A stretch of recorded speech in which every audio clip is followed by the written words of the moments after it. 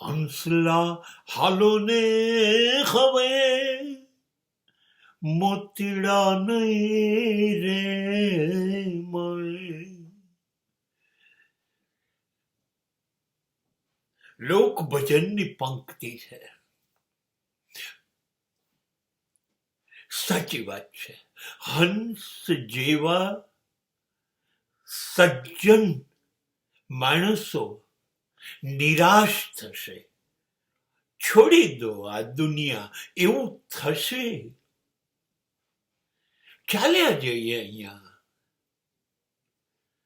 હંસને શું જોઈએ?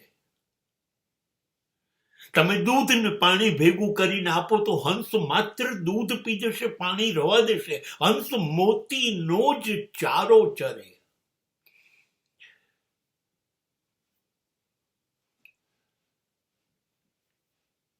સજ્જન દુષ્ટતા પસંદ નહીં કરે, માત્ર સજ્જનતા સાધુતા જ પસંદ કરશે.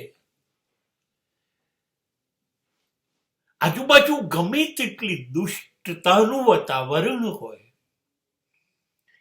ગમે તેટલા પાપ હોય, અનિષ્ટ હોય, ન થવાનું થતું હોય, જંગલિયત હોય,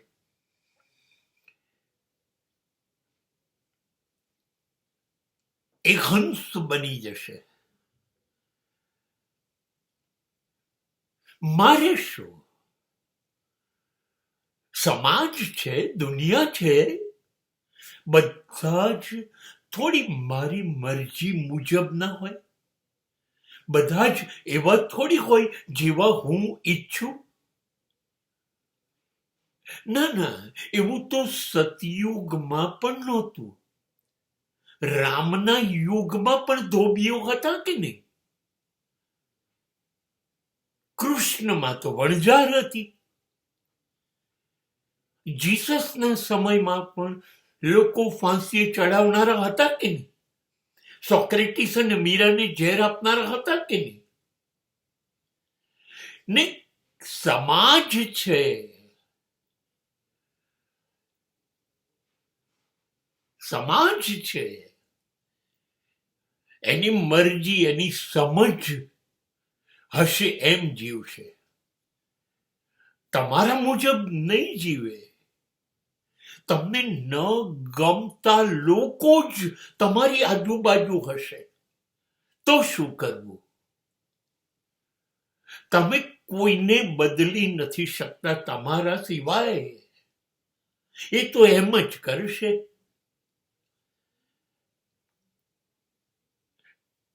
તમારે વિરોધ પણ નથી કરવાનો.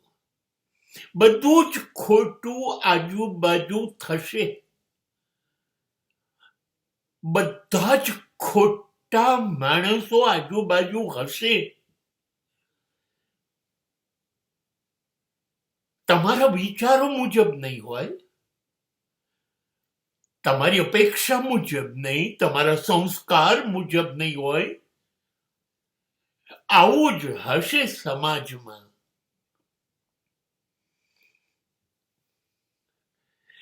કશું આપણી અપેક્ષા મુજબ નહીં હોય તો શું કરીશું? એમને એમનું કામ કરવા જ દઈએ. જે થતું હોય થવા જ દઈએ. એમને બદલવા નથી. આપણે કોઈ ચીસાચીસ કરવી નથી. તમે ખોટા છો એવું પણ નથી કહેવું.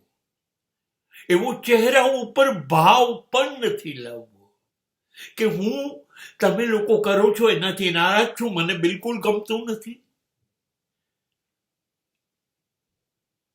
આવું આખા સમાજમાં નહીં, મારી આજુબાજુના મારા અંગત માણસોમાં પણ આવા જ બધા હશે.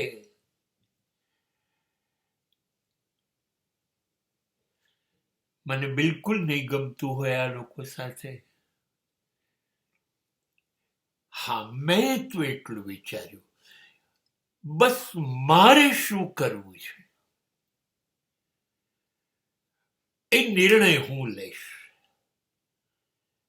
આખી દુનિયાએ જે કરવું હોય કરે, મને નથી કરવું.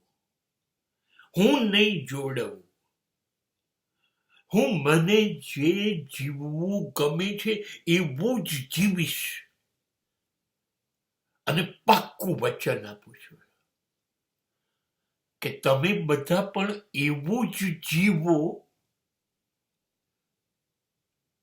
એવું વિચારીશ પણ નહીં.